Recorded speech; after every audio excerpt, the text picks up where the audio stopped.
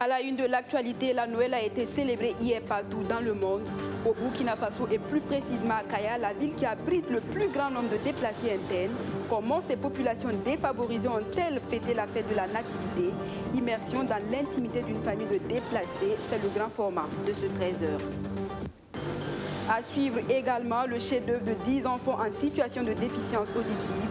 Ils ont pendant un mois été formés en peinture sur toile. La présentation de leur tableau tout à l'heure. Voilà pour le sommaire. Mesdames et messieurs, bonjour. Merci de nous suivre. Hier, 25 décembre, les fidèles chrétiens du monde entier ont célébré la naissance du Christ Sauveur dans un contexte de crise sanitaire. À Ouagadougou, à Bobo-Dioulasso, comme dans toutes les villes du Burkina Faso, on a prié pour la paix, la cohésion sociale, la santé et surtout pour la fin de la pandémie, et ce, dans le strict respect des mesures barrières. La célébration de la messe de Noël à Bobo-Dioulasso en son et en image avec Soto Justin Dabiri.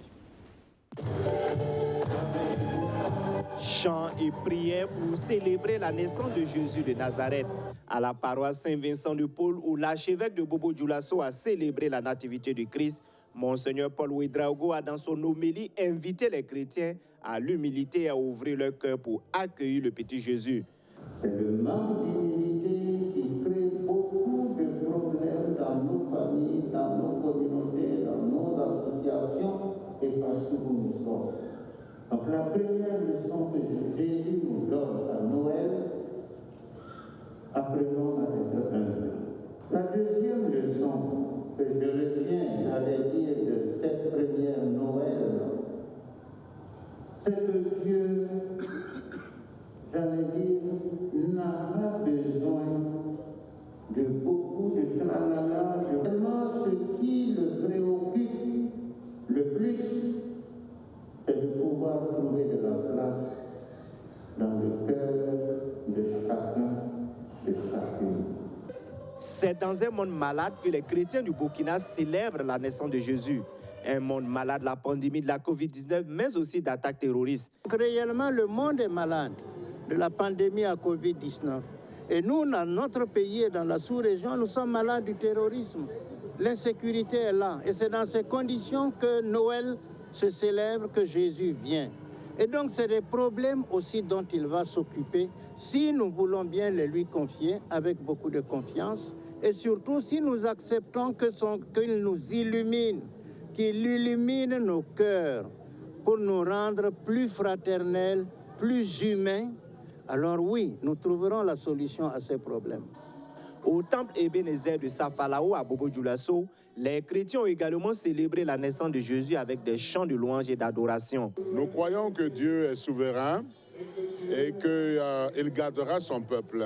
Courage, nous sommes dans des situations difficiles, Covid, terrorisme, par là, par-ci, mais Dieu veille sur son peuple. L'Éternel est notre berger et il gardera son peuple. Courage à tout le monde. Durant cette nuit de la célébration de la naissance de Jésus, les fidèles chrétiens ont prié pour la paix et la santé au Burkina Faso et dans le monde. La naissance de Jésus, au moins qu'il arrive à changer, qu'il arrive à changer nos cœurs, le cœur de cailloux que nous détenons, que nous utilisons contre nos proches même, et que la santé revienne dans tout le monde. Bon, je souhaite, en tout cas, il a dit qu'il y ait l'immunité dans le cœur de tout un chacun, les enfants, les adultes, tout le monde. En tout cas, qu'il y ait la paix. 2020 s'est mal déroulé. On souhaite que 2021 soit meilleur pour nous tous, dans la santé, dans la longévité, puis avec les bonnes choses.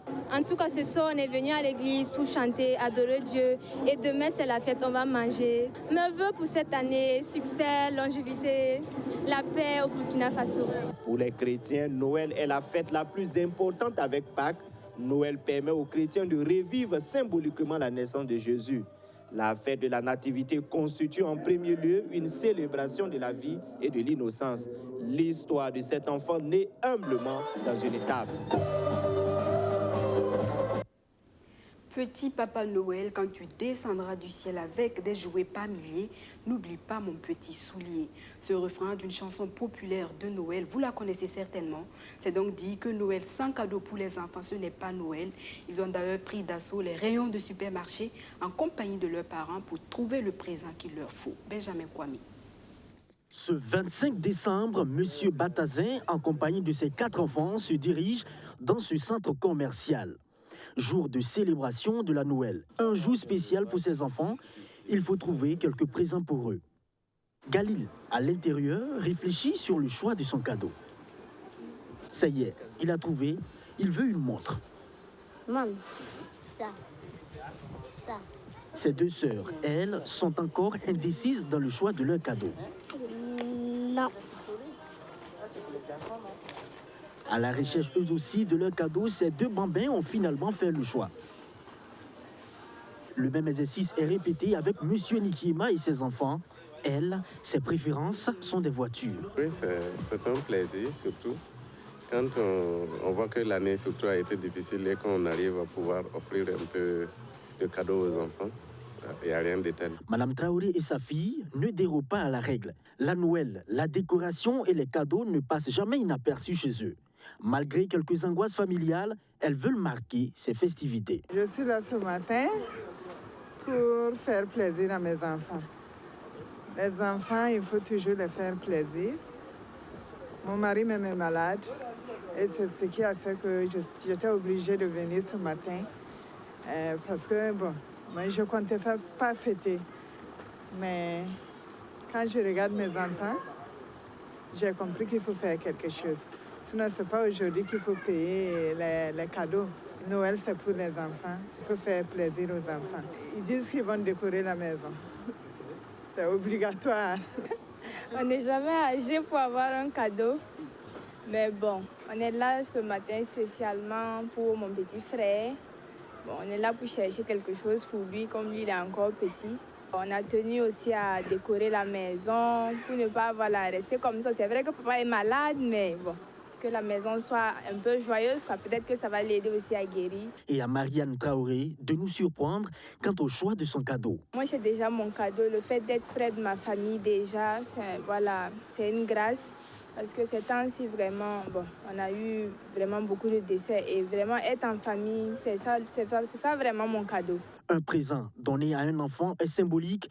Il varie d'un parent à un autre. Le nouvel an, quand un enfant se réveille, il doit avoir un petit joli cadeau près de lui pour avoir la confiance en son père. Voilà, parce qu'un enfant qui se réveille le matin, ses amis ont des cadeaux, et lui, il n'a rien. Bon, tu vois que c'est un peu frustrant là. Normal même. Mais c'est pas ça. Non. Non. Mon petit, il doit devenir président.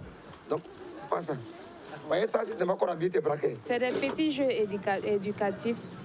Ça les permet de jouer et ça les permet de se construire aussi, d'apprendre à faire des petits trucs, des petites choses. La célébration de la Noël et des présents à l'endroit des tout-petits, c'est une tradition pour plusieurs familles.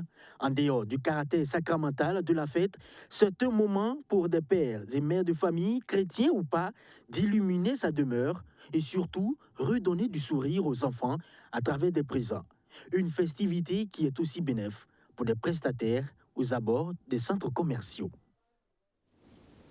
La magie de Noël opère toujours, même quand les circonstances semblent moins favorables. À Kaya, la ville qui accueille le plus grand nombre de déplacés internes, on a fêté la naissance du Christ Sauveur. Comme à Lamoussa Ouedraogo, une mère et ses 6 enfants qui ont fui leur village dans la commune de Dabo, à 45 km de Kaya, ont-ils fêté leur 2e Noël de réfugiés. Immersion dans l'intimité de la famille Ouedraogo avec Arsène Konditomdi. Pour les enfants déplacés internes de cette concession, Noël cette année a une saveur bien particulière. Le Père Noël s'est souvenu d'eux et ce 24 décembre, on se prépare déjà pour la fête. Depuis longtemps, il marche pieds nus, mais il ne voulait que ce genre de chaussures pour ressembler aux autres enfants de Kaya. J'ai acheté cette chaussure à 3500 francs CFA.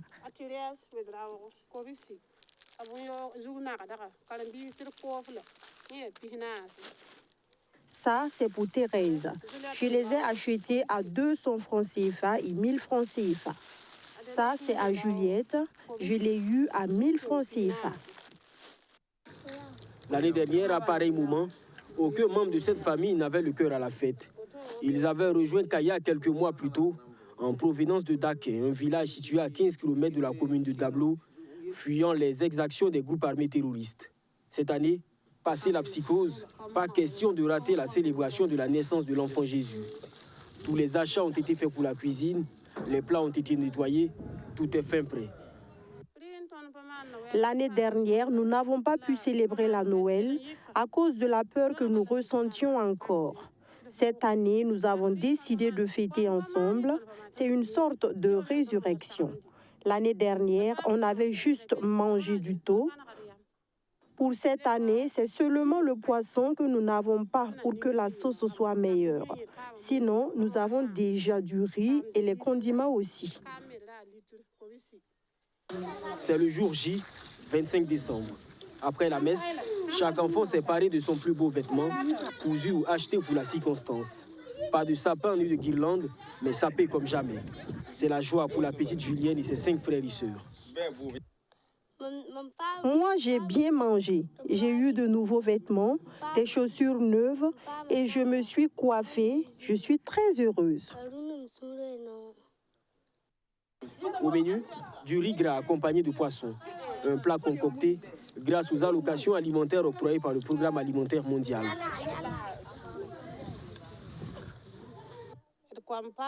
Nos enfants ont bien mangé, ils ont eu des vêtements et des chaussures. Pour moi, c'est déjà suffisant et j'en suis heureuse. En tout cas, nous les mamans n'avons pas eu grand-chose. Comme vous le constatez, je n'ai même pas pu me coiffer. Mais vu qu'ils sont heureux, nous le sommes autant. C'est la deuxième fête de Noël que cette famille célèbre loin de son village. Noël est certes magique, mais pour cette mère de famille et ses enfants, le plus beau cadeau serait de retourner dans leur village.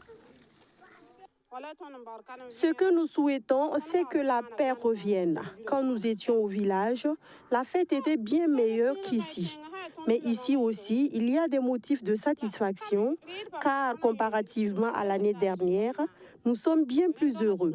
Mais l'année prochaine, nous voulons retourner chez nous. À Kaya, les déplacés internes sont de plus en plus nombreux. La magie de Noël a certes opéré pour cette famille, mais pour de nombreux autres arrivés récemment dans la ville, cette journée est aussi ordinaire que les autres. La preuve qu'on n'a pas besoin d'avoir tout l'or du monde pour être heureux. On reste avec les enfants, mais dans un tout autre registre. Vous allez le voir, des tableaux peints par des enfants en situation de déficience auditive, des séances de peinture qui permettent à ces enfants de libérer leur génie créateur malgré leur handicap. Un mois après leur initiation en peinture sur toile, ils ont présenté leur chef-d'œuvre au cours d'une exposition. Témoin de l'événement, Abdou Aziz Sari. Leur handicap ne les a pas empêchés de sortir leur génie créateur. Tous déficients auditifs, c'est à travers la peinture que ces enfants expriment leurs émotions ou imaginations. Pour leur exposition de fin de formation, certains ont reproduit des objets qu'ils utilisent quotidiennement, d'autres des endroits nostalgiques. Elle a voulu tout simplement traduire la beauté de la campagne, le village, voilà. Comment est-ce que les gens travaillent avec rigueur et autres, voilà. Et malgré tout ça, voilà, tu vois, ils ont une certaine fierté en quelque sorte. C'est ce qu'elle a voulu faire ressortir. Elle aime le village. Il a dessiné une ville, il trouve que c'est bien. Il aime la ville. Ce savoir-faire artistique, ces enfants l'ont appris en seulement un mois d'initiation en peinture sur toile.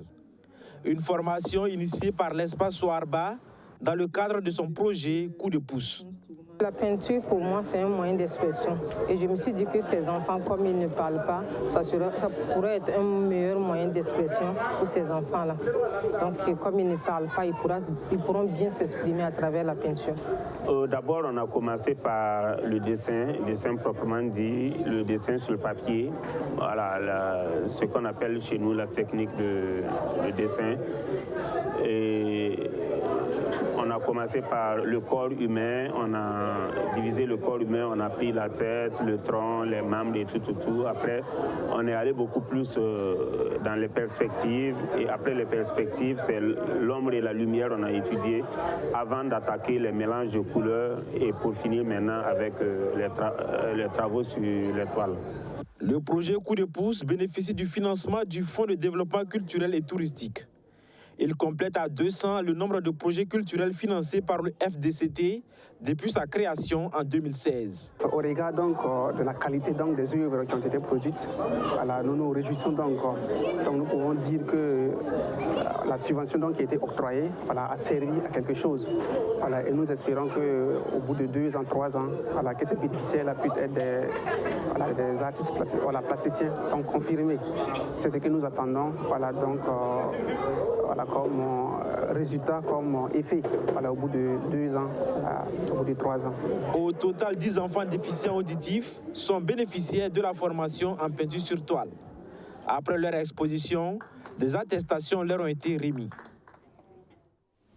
À présent, cette sortie de la 7e promotion de l'Institut biblique Oliahab de Bobo Dioulasso, après 3 années de formation, une vingtaine de laïcs chrétiens sont désormais aptes à mieux servir le Seigneur. Surtout Justin Dabiri.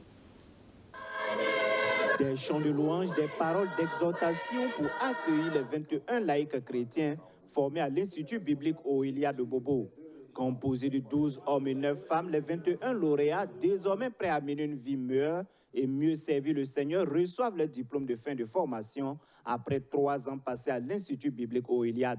C'est vraiment un sentiment de joie qui m'anime ce soir parce que c'est 3 ans de labeur, 3 ans de travail et d'études. Ça a été vraiment laborieux et nous voyons vraiment nos efforts récompensés. Ça ne se limite pas à moi. J'avais un pensement de cœur. Je disais au Seigneur, qu'est-ce qu'il attend de moi après avoir reçu ce diplôme? Que ça ne soit pas un diplôme qui va en tout cas dormir. Je ne regarde pas au papier, mais je regarde plutôt à ce que le Seigneur veut pour moi. Voilà, concernant la formation que j'ai reçue, voilà, pour mieux travailler selon surtout sa volonté. Pour le directeur de l'Institut biblique Oliahab de Bobo, ces 21 personnes sortent nantis de connaissances pour adorer le Seigneur. Ils ont été formés, comme nous l'avons dit dedans, pour mener une vie meilleure, une vie qui glorifie le Seigneur, mais également pour mieux servir quantitativement et qualitativement le Seigneur. En tout cas, nous attendons à ce qu'il y ait une différence entre ce qu'ils étaient avant et ce que, n'est-ce pas,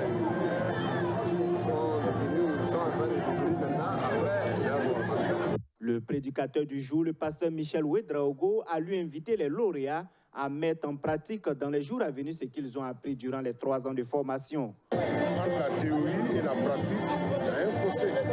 Je crois que pendant ces 2 années, ils ont réussi théoriquement comment pêcher les poissons, c'est-à-dire comment évangéliser. Et le message du jour portait un peu sur ça. Donc ce que nous attendons d'eux est qu'ils appliquent ce qu'ils sont allés apprendre, ce qu'ils ont appris pour que le monde soit soulagé et principalement sauvé. Ouvert en 2006, l'Institut biblique Oliahab de Bobo a pour but de former des laïcs afin de les enraciner dans la connaissance de Dieu et de sa parole pour qu'ils soient capables de remplir correctement les tâches qui leur sont confiées par le Seigneur dans les assemblées et dans le monde. Le cycle de formation dure 3 ans, sanctionné par un diplôme reconnu par l'Église nationale. On reste avec Soto Justin Dabiré pour parler cette fois-ci de la gestion des ressources en eau au Burkina Faso. Le ministère en charge de l'eau a eu une rencontre d'échange avec les services de police de l'eau des 13 régions du Burkina Faso. Objectif, trouver des solutions pour que tous les Burkinabés puissent avoir accès à l'eau conformément à un des engagements du président Roch Kabore. Les acteurs directs et indirects des services de police de l'eau des 13 régions du Burkina échangent avec le ministre de tutelle afin de réaffirmer leur importance dans la gestion des ressources en eau au Burkina Faso. Une rencontre qui permettra à ces acteurs intervenant dans ce domaine d'étaler leurs préoccupations et attentes pour un meilleur fonctionnement de la police de l'eau. Conformément à l'engagement du chef de l'État, son Excellence Major Christian Kabore, est de faire en sorte que tous les Burkinabés puissent avoir accès à une source d'eau pour les usages divers. Il y a ici un double combat. D'abord, il faut trouver les moyens nécessaires pour construire les infrastructures hydrauliques. Puis, il faut veiller à la qualité de l'eau stockée et gérée ou régulée par ces ouvrages hydrauliques. Ce dernier volet est un défi qui se complexifie au regard notamment de la multiplication des sources de pollution avec l'usage tous azimuts des pesticides, des herbicides ainsi que les produits chimiques utilisés à ce niveau aussi tous azimuts. Créé en 2014 avec une première expérience dans la région des Hauts-Bassins, les services police de l'eau sont désormais présents sur toute l'étendue du territoire burkinabé. Ils veillent au respect de la réglementation en matière d'eau en passant par la sensibilisation de la population. Le contrôle du respect des bandes de servitude, le respect de la réglementation en matière d'assainissement des eaux usées sont entre autres les attributions de ces structures au service de la nation. On n'est pas au départ, mais de temps en temps, on dit que la répétition est pédagogique. C'est intéressant de rappeler, comme dit quelqu'un, de faire une piqûre de rappel aux uns ou aux autres sur donc, le respect des tests en vigueur en matière de gestion intégrée des ressources en eau. Voilà, donc il y a toute cette phase de sensibilisation, information, etc. Puis, viennent maintenant les choses sérieuses, comme je dirais, les amendes. Les amendes sont appliquées. Tout dépend du niveau de l'infraction. Parce qu'il y a des infractions sur lesquelles nous ne tergiversons pas. Quand l'infraction est de nature à nuire à la santé humaine, notamment la qualité de l'eau ou la sécurité des populations, ça, il n'est même pas une question. En plus de l'amende, on ferme. Cette rencontre d'échange a été une occasion pour le ministre de l'Eau et de l'Assainissement de saluer les efforts des agents de police de l'eau à travers la remise de lettres de félicitations aux responsables des 13 régions. Il les invite par ailleurs à plus d'implication pour la bonne gestion des ressources hydrauliques du pays. À présent, la page entretien de ce 13h, je reçois pour vous un artiste reggaeman burkinabé, Freeman Tapuli. Mais détrompez-vous, il n'est pas là pour nous parler de sa carrière, il est plutôt là pour nous parler d'une action humanitaire, notamment de son festival Un vent de liberté. Bonjour Monsieur Freeman. Bonjour Madame. Merci d'avoir accepté notre invitation. Merci. Comme première question, un festival Un vent de liberté, ça semble simple, mais concrètement, qu'est-ce que c'est? Le festival Un vent de liberté, c'est un festival qui est dédié aux détenus. Et le contenu, une prestation artistique en live, du théâtre, etc., danse. Il y a l'assistance judiciaire, l'assistance médicale. Et il y a un petit déjeuner qui sera offert à tout l'ensemble des détenus et le personnel. Voilà, après, il y a un repas communautaire qui sera offert aussi à tous les détenus. Donc, demain 27, à la maison d'arrêt et correction de Ouagadougou, la Mako, nous allons faire l'apothéose de la 11e édition.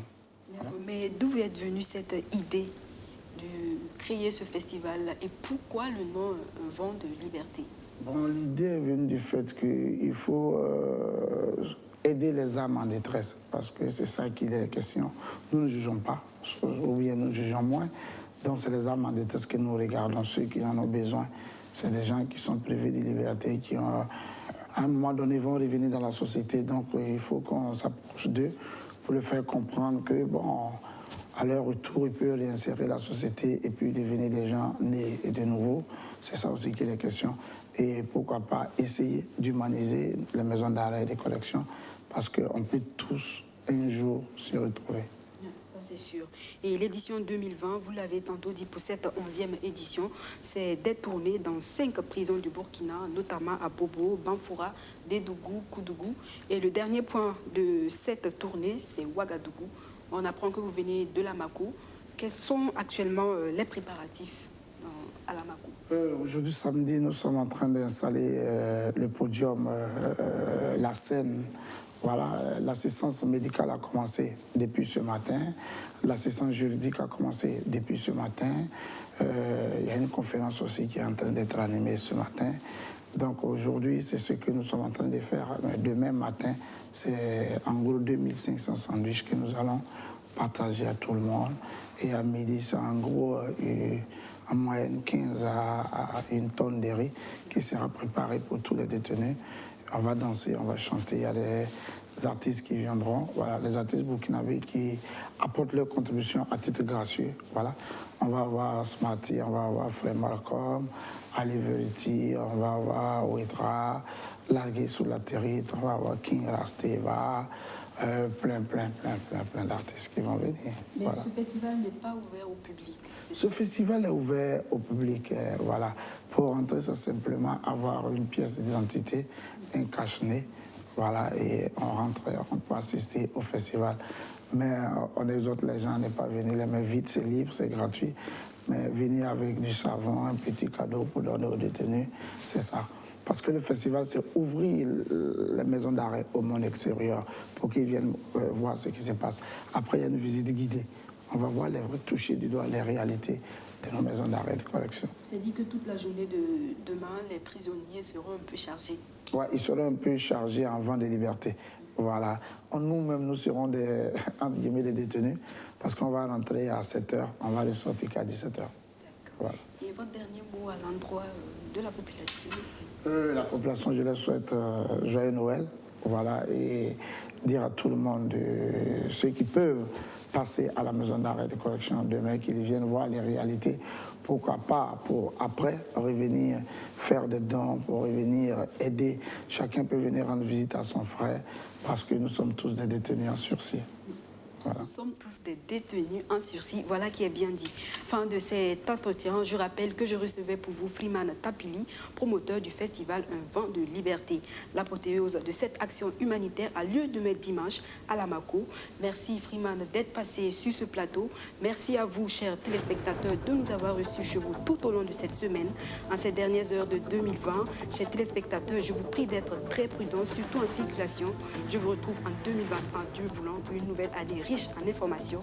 Allez, excellent week-end sur BF1.